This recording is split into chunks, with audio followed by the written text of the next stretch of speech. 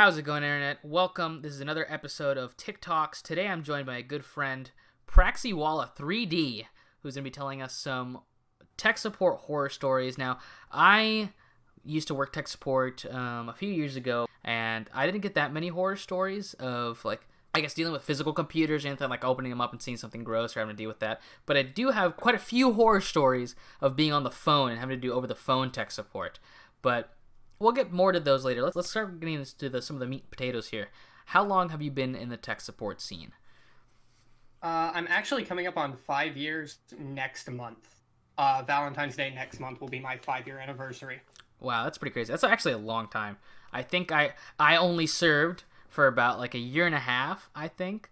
But even then, there was quite a bit of stories that I've been able to put under my belt.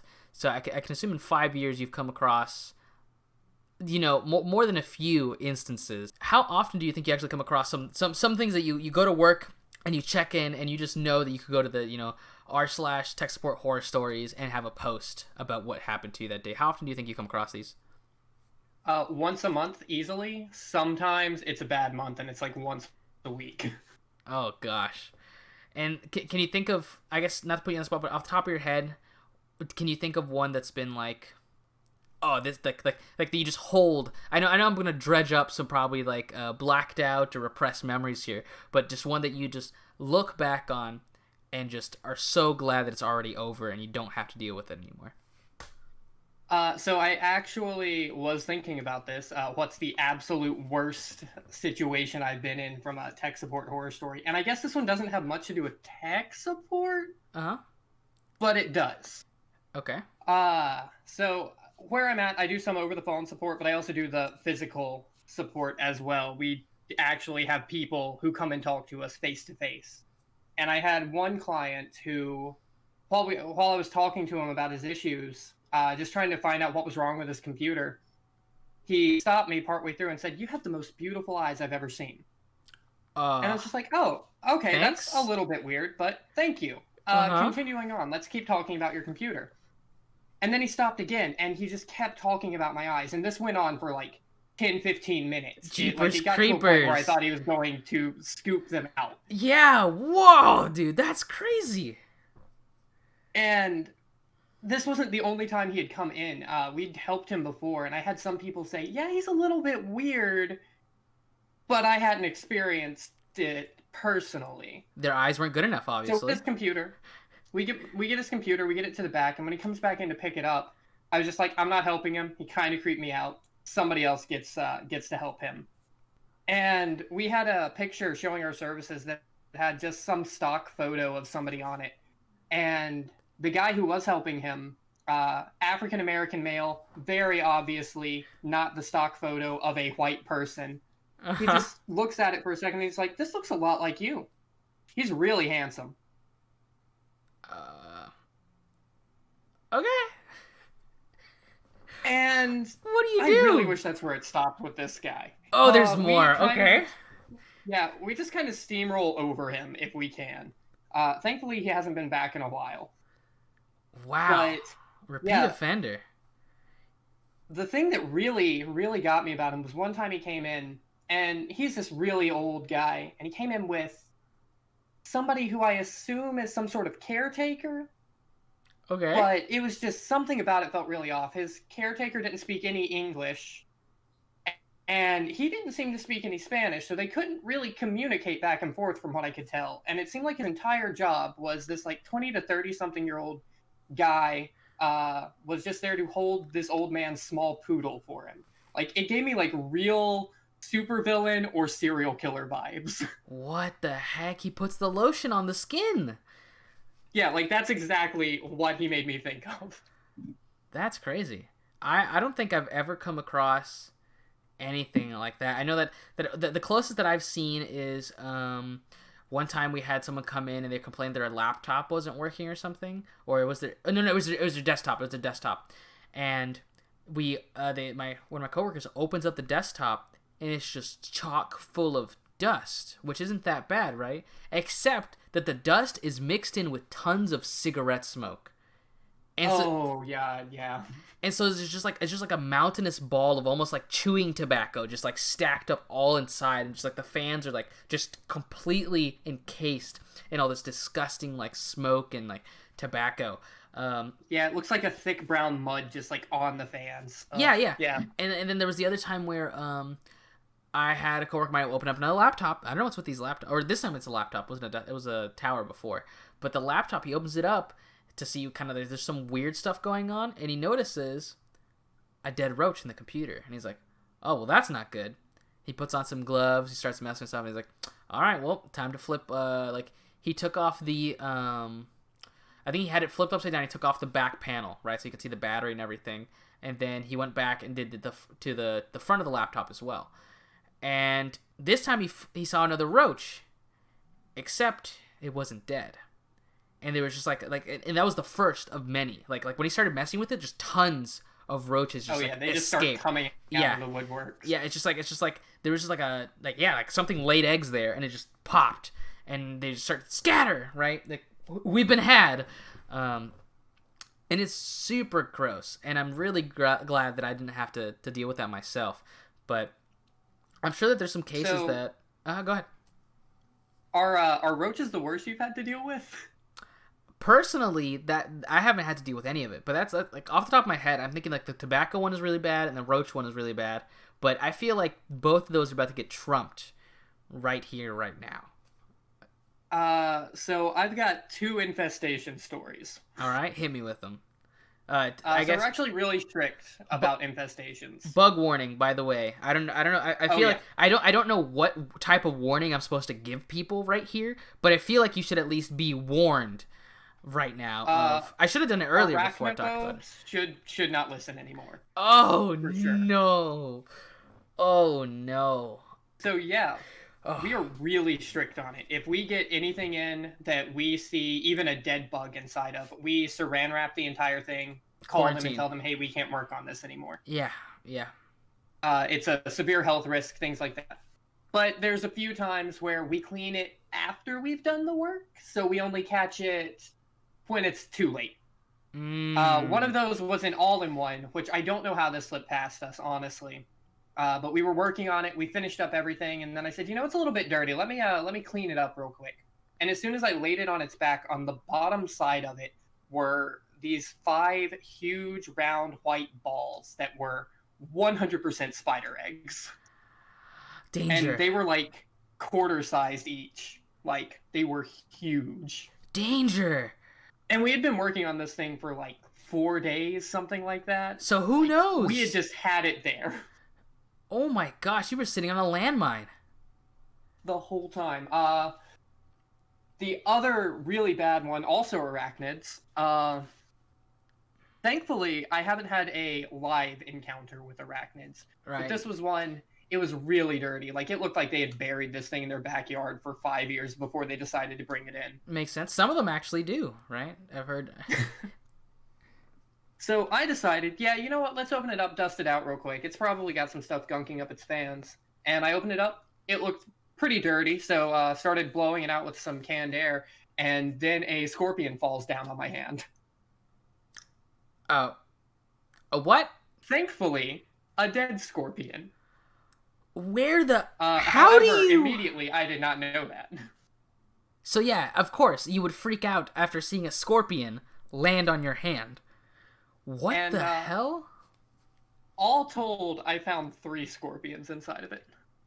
How do you have multiple scorpions in your computer? Where do you live? What is going on? That's the other thing that gets me. Like, where we're at, those type of scorpions aren't native that I know of. The only thing I can think of is, like, 6 hours away, you might be able to find some, like, out in the desert. Because these were, like, 2-3 inch long scorpions. They weren't just tiny little wood scorpions. They were definitely some sort of desert species. So it's like they just had like a pet scorpion or something and just ran away one time. They're like, hey, where did my scorpion go? I don't know. And it just ends up in the computer somehow. What a wacky... So what happens whenever you confront these customers for like the infestation and stuff like that? Like, what's the general reaction you get? Because I've never been there to see. So typically for us, we actually get people who are they'll usually be embarrassed and apologize about it, honestly. Good, as it should be. It's not too serious normally. Now we have had a few people who have come in and they've just been like, "Well, isn't that your responsibility? Shouldn't you clean?" Uh, yeah, that's not how this I'll works. clean the computer, but not of anything that moves. Yeah, that's a no can do for me, boss. That's crazy. So now this one isn't the next point isn't particularly about something that you've personally encountered, but what do you think is, or I'm sure there's little stories and stuff like we've shared some now, but has there been one story that you've heard from a coworker or something that you were glad it didn't happen to you? Has there been anything like that? Oh, man, that's not one I was ready for. Let's see. Oh man, we caught him with his pants down. I mean, this is an interview over the internet. You don't know what I'm wearing. Amen. There's a reason we don't have cameras on. But I'll buy you some time here, right? So I know. All right, I appreciate that. I've had some chances, right, to hear some things, and although these tech support stories are like horrid of like bugs and infestations on computers, laptops, all this other stuff, since I do a lot of over the phone tech support, my personal like hatred came from the people who call for tech support 5 minutes before the store closes. If I'm really pushing it, the ones that are worse are the ones that are like 7 minutes. Because at 5 minutes, you're like, so you could even convince yourself, it's 5 minutes, I'm clocking out, I'm not doing any more phone stuff. That's not how this works. But if it's like right before the edge where you feel like it's quitting time, where you have to sit there and stare at the phone and think, do I want to risk potentially being stuck here, right? One of my coworkers was stuck after hours for like a whole extra hour because of a call that started almost like 30 minutes before even closing time. Like they were just stuck listening and having to talk to this person over and over, trying to explain all these different things, trying to do all this like over the phone tech support and doing all this crazy stuff. And they were just like, every time they tried to stop the conversation, it would just shift somewhere else. Or like, anytime there was like a short break, there would be a ticket put in and the person would, the call would end for a little bit, but they would just call right back later to have to follow up or do something else. So I feel like the worst type of thing that I've been glad, sadly, right, that I don't wish anybody anything, but I'm pretty glad it didn't happen to me, was getting stuck after hours over the phone trying to explain to someone something that should take 5 minutes to explain, but it just never really came through. And I'm not sure how often, I don't know if you guys do a lot of over the phone stuff. Like I know you do some, right? Because I've had to call in to Geek Squad before, and we've like done co-op over the phone tech support stuff. But I feel like majority of the time you guys deal with like in-person things, right? Yeah, for us it's mostly in person. Like we do help a little bit over the phone, but we have like an entire separate section that does like remote support and things like that. And makes sense. Thank God, actually, that's the horror stories that I don't want. Yeah. Those are the ones I don't want. Yeah. The people who do like printer setups over the phone with the clients. No. Diabolical. There's a ring of hell dedicated entirely to just helping people set up printers over the phone. That's crazy. I fully believe that artificial intelligence has already happened on accident and it's in a printer somewhere because they are just too temperamental not to be knowing what they're doing. I believe it. I would not be surprised. That's even that. The thing is that stuff like this happens often, right? Like tech support is tough. Like it's people. I think it's cool, right? You work with computers. The people you work with are usually people that are like-minded and stuff like that. But majority of the time, there's so many things that make the job suck. Because like the customer service in general, I think sucks a lot. You have to put up with a lot of crap that you probably shouldn't, right? And then you have to teach them something on top of it too.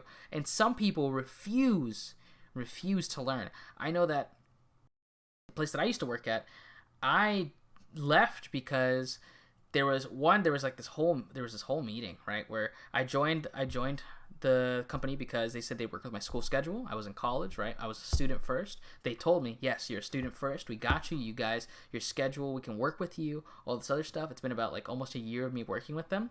And then in a meeting, we're talking about Mondays being really rough. right? Where like, yeah, Mondays are just tough. There's not enough, we don't have enough people to go across the phones.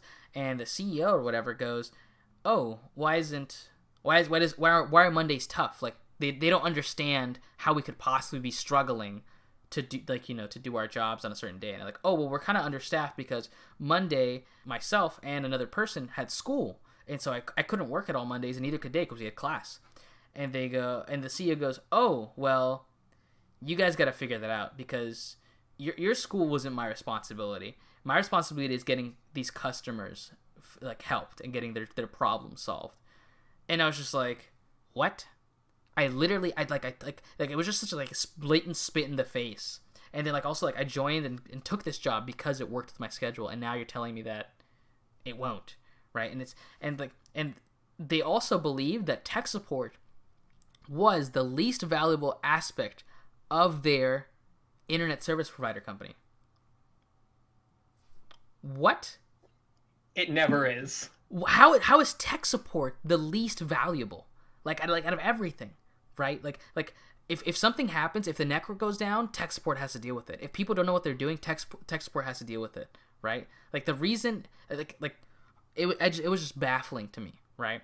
And due to that and some other things, I just ended up leaving.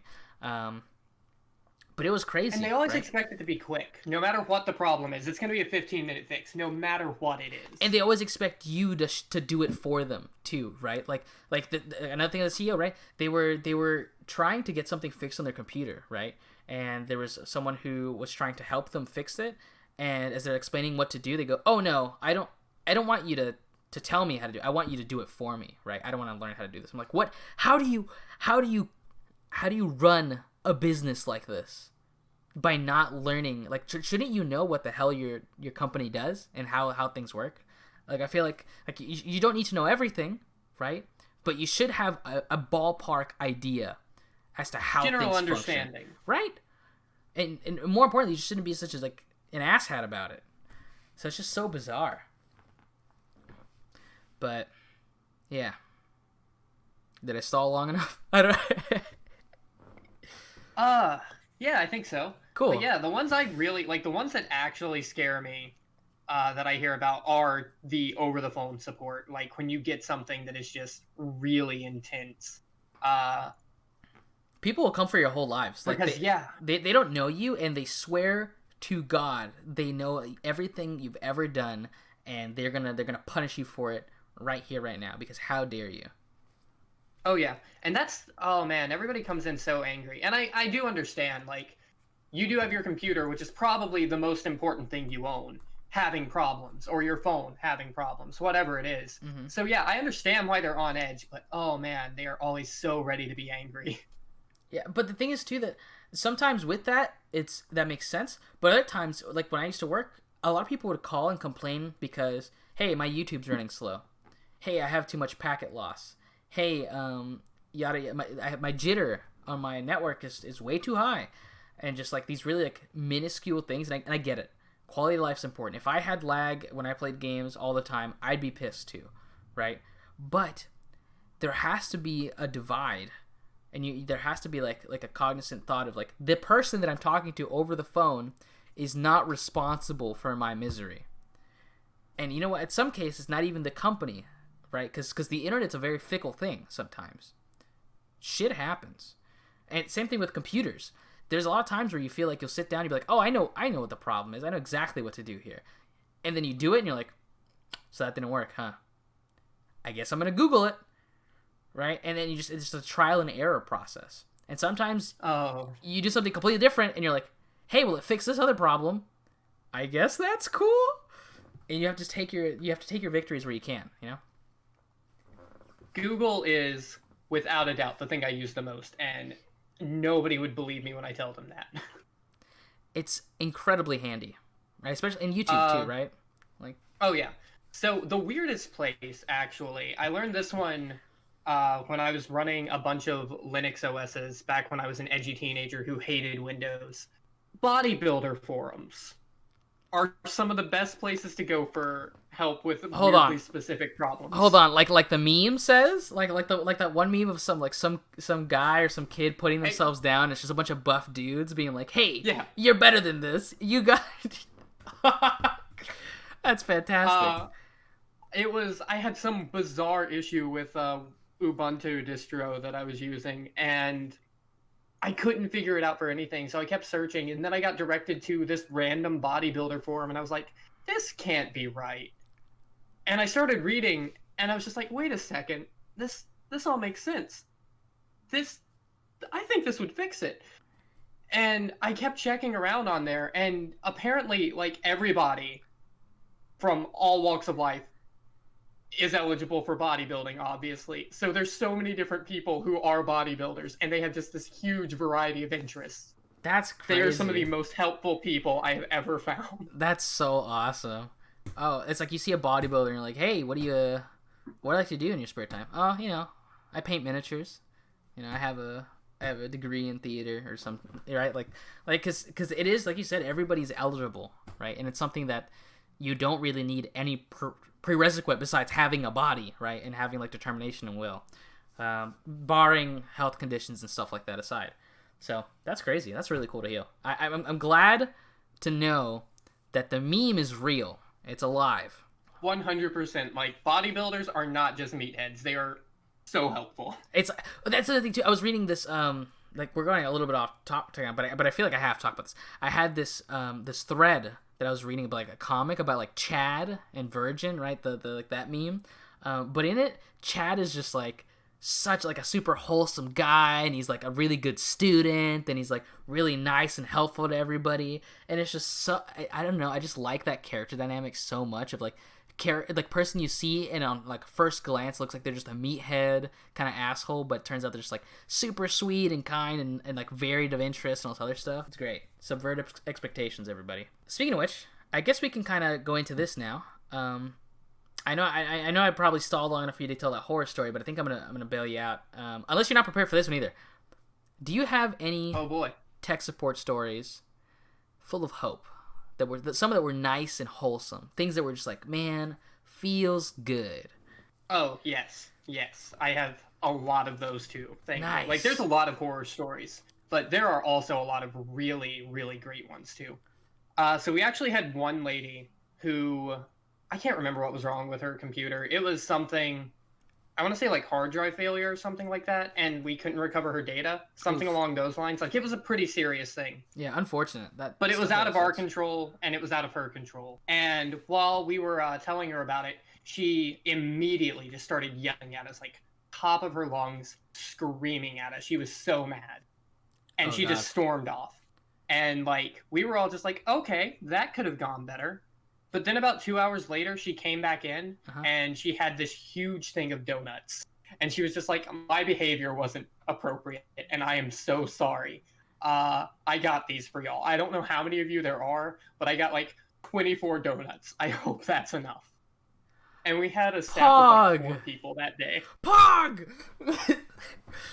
8 donuts for everybody. Let's go! So it was really, really nice to have her just come in and, like, it's nice to get those apologies sometimes. Yeah.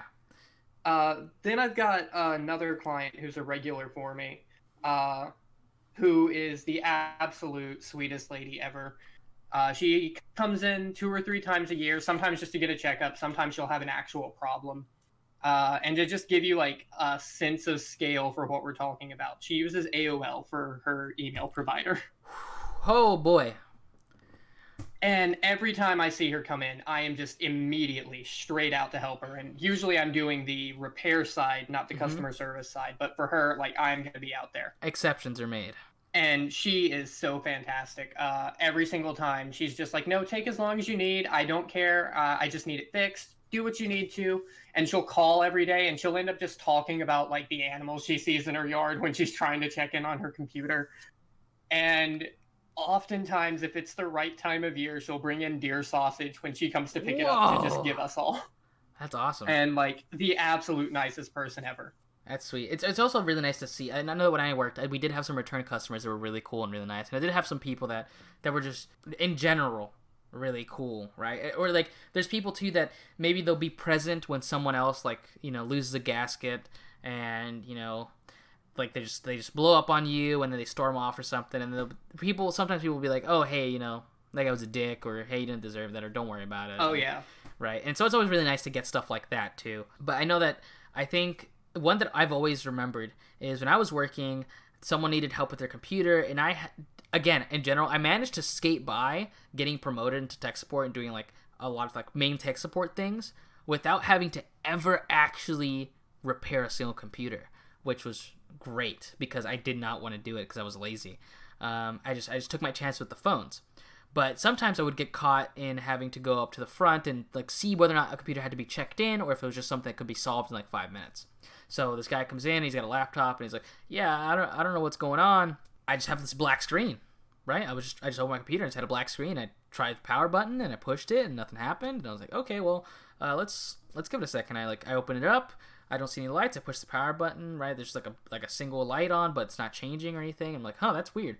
I guess it is plugged in. We make sure it's plugged in and everything. And I just decide, well, let's see if holding down the power button changes anything. So I hold down the power button, make sure I hear everything stop, push power on again, and it just comes to life, right? Like maybe like a minute and a half of me just pushing things if I'm exaggerating probably too, because it was just that quick. And he's like, "Oh, hey, you fixed it." That's like, and it's just like talking about how glad he is and how he's thankful. And I was like, "Yeah, it just seems like sometimes you just need to do a hard reboot." And he's like, "You know what? Here, I really appreciate it. Here you go." And he takes out his wallet and he's like, "You gotta at least let me pay for your lunch or something." And I'm sitting there in this like brief moment where I'm like, all I did was turn this guy's computer on and off. Do I dare take a tip? And I see, and he's about to hand me a $20 bill for turning his computer off and on again. And I'm just like, you know what? We're gonna give him his $20 worth, right? And so I say thank you, and I spend like the next like 15 minutes or more just talking to him about like general computer safety and just seeing if there's any other problems with this computer. And I'm like, hey, yeah, make sure not to click on any pop-ups or like on ads. Be careful what you click on. Make sure you have an antivirus. Is there anything else going on with the computer and all this other stuff? And it was funny because when I start talking about like clicking on ads and things, he's like, "Oh no, I don't really do much on my computer. I just kind of go on my email." And he tells me how he just like that's what he does. He's like, "Yeah, I don't do anything weird, no pornography or anything." And he's just like, cut and dry, very plainly. He's like, "But I do look at guns. I look at big guns." And I just thought it was hilarious. And I was like, "Okay, well, if you see a big gun as an ad, don't click on it, right? Just try to look it up yourself another different way because you can get these dangers and stuff." So I made sure I give him like a full internet safety crash course because I guess I just didn't want to feel scummy for taking $20, but also like he was just really chill, right? So I wanted to make sure that he'd be taken care of. And so I've never forgotten that point because he did buy me lunch and it was pretty great. I have had almost that exact same experience multiple times. I don't know what it is, but when the problem is something super easy, like when it is just a power cycle, just turn it off and on again, it makes people ecstatic because they thought it was dead, and then you spent like 5 seconds with it, and here you go. Yeah, right. Like it was easy, it was short, it was sweet, and it's just like, wow, a weight has been lifted off their shoulders. And I have had so many people when I do that, they're just like, "How much do I owe you?" No, don't give me money. Oh, I think that was what he asked. I think that's literally what he's like, "How much do I owe you?" And it's like, "Oh no, you're good. If it's less than 15 minutes over here, then but we don't have to, if you don't have to take it to the back and I can just fix it up here, no charge. You're good to go." He's like, "Oh, you got to at least let me buy you lunch." And that's when the gears started turning. That's when it was, okay, we're doing 15 minutes worth at least. Yeah. We're giving you the package. I do love the people who come in with viruses. I've had a few of them, and they're just like, "I swear I don't look at porn or anything like that. I was just trying to look up a recipe." And like recipes get people more than porn from what I found. Yes, like the thing is that people just have this idea of, if it's not our porn site, then I'm safe. If I'm not doing anything I shouldn't be doing, then the internet cannot hurt me. But no, those places are probably the most like common, right? Because it's not that the viruses aren't on porn websites because they're porn websites. They're on there because they're frequented often, right? Like it's all about like how often someone would go in and out of the site, or getting the emails too. I don't want to take too much longer, but getting like when we used to work with people with emails, and people get these emails of like, "I know what you've been doing," or "nice taste, haha." Like there's these hilarious like or like scam emails about like people having hacked people's computers are so gold. I don't know how many of those you've actually gotten to see, because you said you don't do a lot of remote work. Or you guys don't even have an email, right? So Yeah, thankfully I don't have to deal with much of that. And anytime somebody says email, I try to distance myself as much as possible, because Outlook problems are the biggest headache in the world. oh yeah. Like the second I hear email, I'm just like, all right, I'm on lunch. I'm not back for like another 3 days, whatever this takes. I'm gone. Yeah, whenever they walk out, we'll be there. So I guess to wrap it up, we're pretty much done on time here. I just want to ask, what is the sage advice that you would give to the general public that you think would stop many of these horror stories before they ever occurred? Right? What's like a blanket statement you think you could give to reduce the amount of horror stories you could see on like a monthly basis? The absolute most important thing I can say for anybody, like no matter what you're doing, back up your data, please. There's a rule. It's called the 3-2-1 rule. If the data is important to you, if it's like pictures of your kids or something, you want at least 3 copies of it on 2 different types of media. So if you have one on your hard drive, you want one on a flash drive or CD if you use those for whatever reason, or cloud backup. 2 different types of media, and then you want one off-site location, because your house can burn down and destroy whatever you have. Have the black box, something that'll survive the fire. And I mean, you can do cloud services too if you like cloud services. I'm a little distrusting of cloud services, but right, like I do have my flash drives. I have separate hard drives and stuff like that too. So that's really good. But yeah, biggest issues I see, like the things that actually cause people to get the most upset or that cause the biggest problems, is always data loss. So like, back up your data. Mm-hmm. And if you do have to go somewhere to get help, try not to be mad at the person helping you, because it's just going to make the process take longer. You know, it definitely does. You gotta make sure you have all your Steam games downloaded and ready in case Steam ever explodes, so that way you can still play your games. You know. But all right, thanks for that. Thanks for being on the show. I appreciate it. Yeah, it's this was fun. Yeah, I always get worried about not having enough to talk about, and then I always end up being pretty much about this much time over. But I hope you guys all enjoyed out there. Let me know what you thought. That's pretty much it from us here. I really appreciate you being here. Love you guys very much. I'll catch you on the next one.